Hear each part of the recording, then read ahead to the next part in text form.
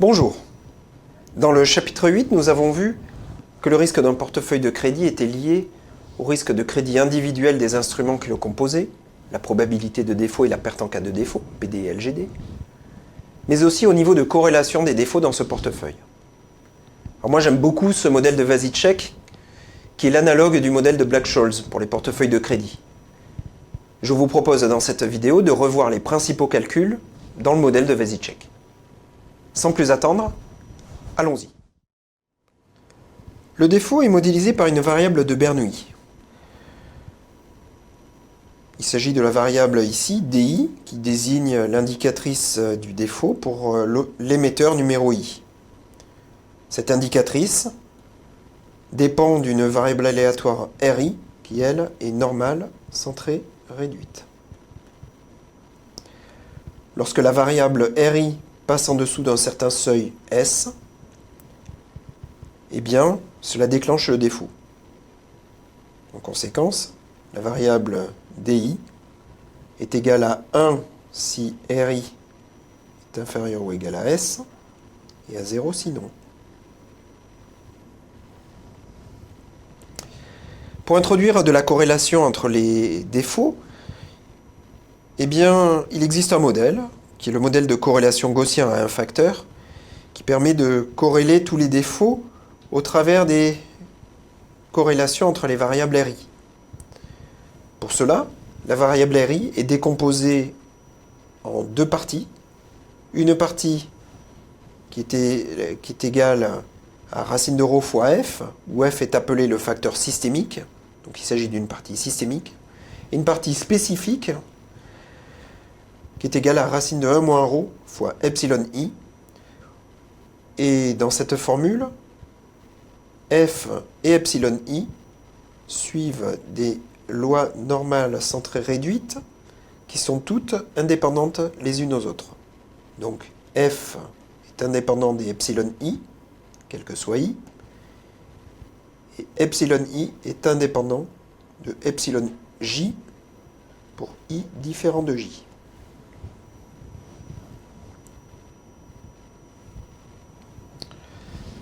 Écrivons à présent la perte sur le portefeuille.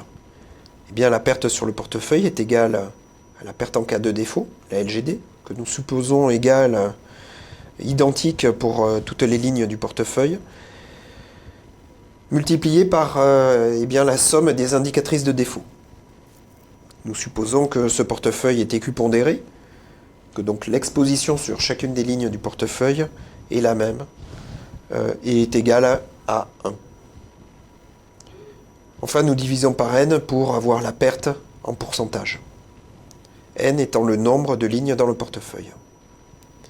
Si nous remplaçons la condition RI inférieure à S par la définition de RI, eh bien, nous obtenons sans difficulté cette formule. Et également, nous obtenons la formule suivante en isolant la composante spécifique dans cette fonction indicatrice. Alors pourquoi faisons-nous cela? Nous faisons cela pour appliquer le théorème de la limite centrale. Que nous dit ce théorème? Il nous dit que eh bien, la somme de variables aléatoires indépendantes et identiquement distribuées converge vers l'espérance de ces variables aléatoires. Sauf que ici, ce que nous voyons, c'est que les variables aléatoires, si elles sont identiquement distribuées, en revanche, elles ne sont pas indépendantes à cause du facteur systémique f qui est commun à chacune d'elles. Par conséquent, si nous essayons de conditionner par rapport à la valeur de f, et que f est donc pris constant, eh bien nous pouvons transformer cette somme en une somme de variables aléatoires identiquement distribuées et indépendantes conditionnellement à la valeur f.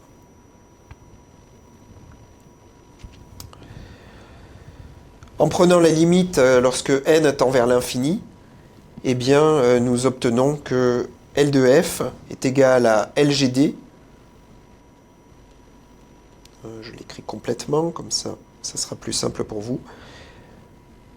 L de f est égal à LGD multiplié par l'espérance conditionnelle de l'indicatrice de epsilon i inférieur à s moins racine de rho f sur racine de 1 moins rho,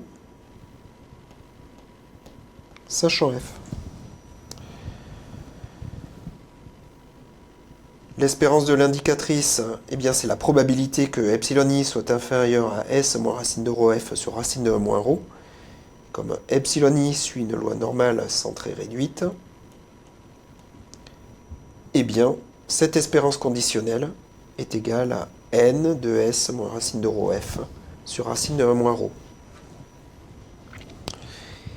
Il est ensuite très facile de calculer la probabilité que la perte soit inférieure à un certain montant x.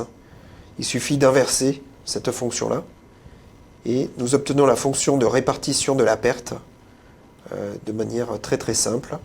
Et nous l'obtenons de manière explicite, nous obtenons une formule analytique pour cette fonction de répartition.